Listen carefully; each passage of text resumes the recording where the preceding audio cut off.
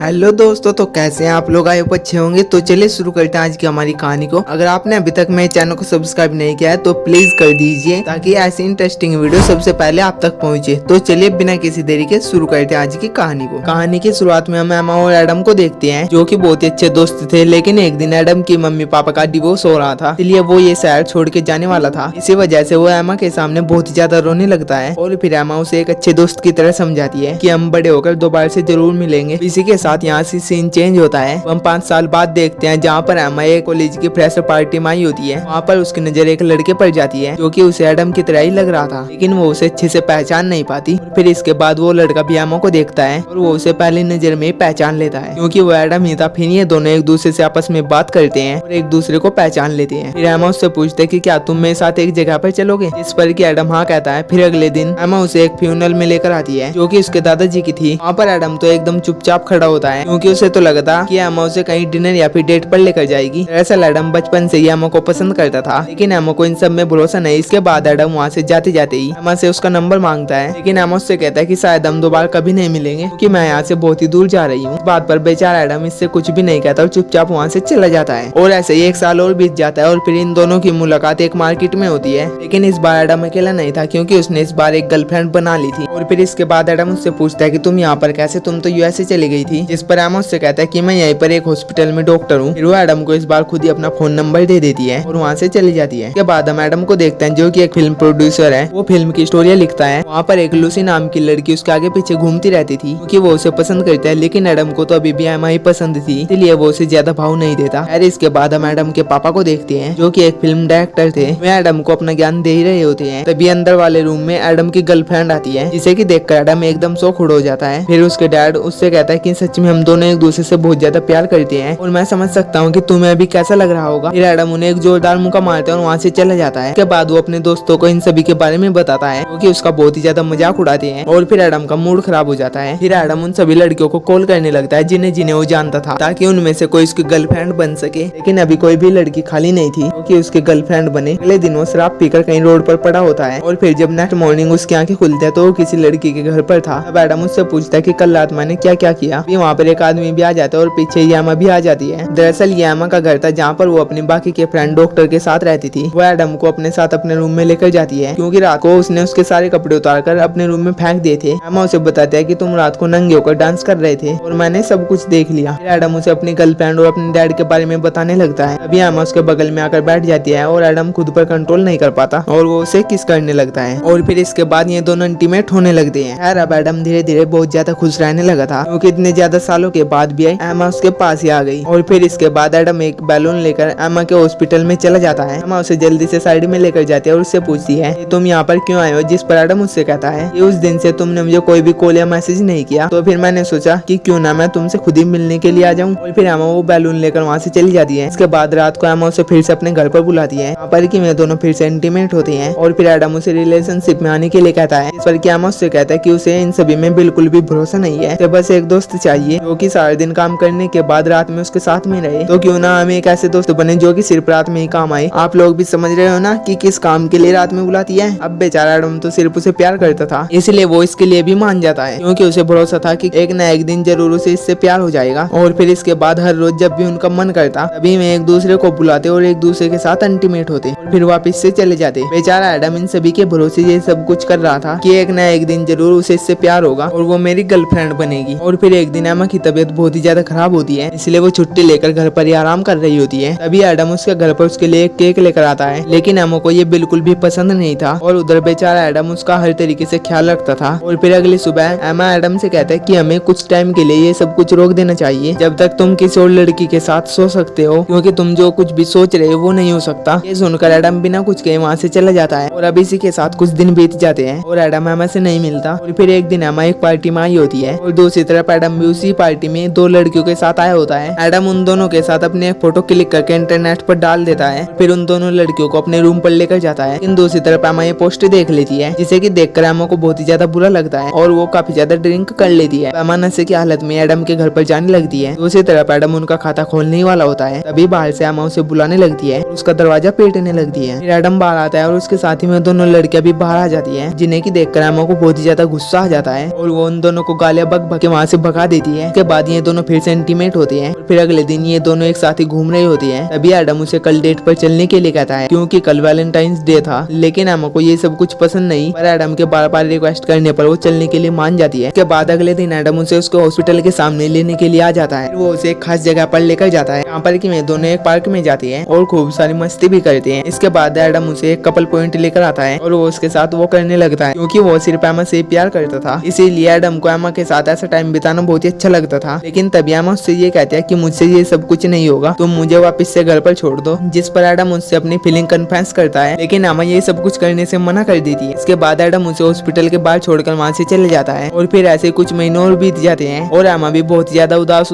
सी रहती थी। दूसरी तरफ एडम ये सब कुछ भूलकर एक नई शुरुआत करता है और वो अपने काम पर फोकस करने लगता है। इसके बाद वो अपने दोस्तों के कहने पर वो लूसी को डेट करने लगता है। इधर एमा अपनी सिस्टर की वेडिंग में आई होती है। एमा को उदास देखकर उसकी सिस्टर उससे कहती है कि तुम मुझे बता सकती हो, जिस पर एमा उससे कहती है कि मैं उसे भूल नहीं पा रही हूँ, शायद मुझे उससे प्यार हो गया है। तभी उसकी सिस्टर उसे अपना फोन देती है, जल्दी से एडम को कॉल करने के लिए कहती है। फिर एडम कॉल उठा लेता है और वो उससे पूछता है कि तुमने मुझे कॉल क्यों किया है, जिस पर एमा को कुछ भी समझ में नहीं आता कि वो उससे क्या बोले। फिर एडम उसे ये कहकर कॉल काट देता है कि शायद मैं बहुत ही दूर आ चुका हूँ। और फिर एमा जल्दी से वहाँ से उठकर एडम के पास जाने लगती है और वो उसके घर के सामने उसका वेट करने लगती है। फिर कुछ ही देर बाद एडम भी वहाँ पर आता है, लेकिन वो लूसी के साथ आता है, जो कि देखकर एमा को बहुत ही ज्यादा बुरा लगता है। फिर वो रोते रोते वहाँ से चली जाती है और फिर एडम लूसी के साथ अंदर आ जाता है और वो उसके साथ इंटीमेट होने वाला होता है। तभी कोई बार बार उसे कॉल करता है और फिर जब वो कॉल उठाता है तो उसकी एक्स गर्लफ्रेंड उसे बताती है कि तुम्हारे पापा को हार्ट अटैक आया है, तुम जल्दी से हॉस्पिटल में आ जाओ। इसके बाद एडम लूसी को सॉरी बोलकर हॉस्पिटल में चले जाता है, जहाँ पर उसके एक्स उसे बताते हैं कि हम दोनों मजे कर रहे थे, अभी अचानक से उन्हें हार्ट अटैक आ गया। फिर एडम उनके पास जाता है जहाँ पर कि वे एडमिट थे, लेकिन अच्छी बात ये थी कि वो बच गए थे। फिर वो एडम से एमा के बारे में पूछते हैं, लेकिन एडम को कुछ भी समझ में नहीं आता कि वो अपने डैड को क्या बोले। उसे ऐसा देखकर एडम के पापा समझ जाते हैं कि वे दोनों अलग हो चुके हैं। फिर वे एडम को बहुत ज्यादा समझाते हैं कि तुम दोनों को अलग नहीं होने चाहिए और तुम बचपन से तो इसी दिन का इंतजार कर रहे थे, कि एक न एक दिन उसे तुमसे प्यार हो ही जाएगा। के बाद एडम हॉस्पिटल के बाहर आ जाता है और वो जल्दी से एमा को कॉल करके उससे कहता है कि अगर तुम 3 मिनट के अंदर जल्दी से यहाँ पर नहीं आई तो मैं यहाँ से चला जाऊंगा। लेकिन एमा तो सीधे वहीं पर आ रही थी, क्योंकि वो इसी हॉस्पिटल में काम करती थी। फिर ये दोनों एक दूसरे के पास आते हैं और इसी एक हैप्पी सीन के साथ ये दोनों एक हो जाते हैं और हमारी इस कहानी का भी यहीं पर एंड हो जाता है। अगर आपको मेरी ये वीडियो कहीं से भी अच्छी लगी हो तो प्लीज मेरे चैनल को सब्सक्राइब जरूर कीजिए, क्योंकि आपके एक सब्सक्राइब मुझे बहुत ही मोटिवेट करता है। और मैं मिलता हूँ आपसे किसी नई वीडियो में, तब तक के लिए टेक केयर, बाय बाय।